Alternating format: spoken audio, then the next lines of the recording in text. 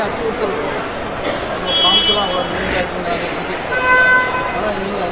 அது வெறும் வாக்காளர் பட்டியல் சீராய்வாக இருந்தால் பிரச்சனை இல்லை.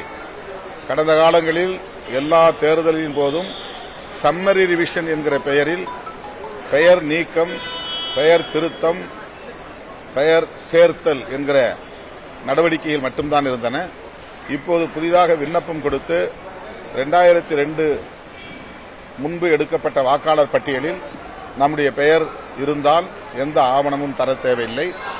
அந்த பட்டியலில் இடம் பெற்றிருக்கவில்லை என்றால், பெயர் இடம் பெற்றிருக்கவில்லை என்றால் அவர்கள் கோருகிற 13 ஆவணங்களில் ஒரு ஆவணத்தை காட்ட வேண்டும். அது குடியுரிமையை சோதிக்கிற ஒரு ஆவணம்.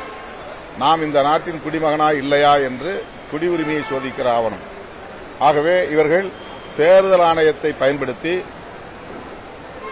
குடியுரிமை சட்டத்தை நடைமுறைப்படுத்துகிற முயற்சியில் ஈடுபடுகிறார்கள்.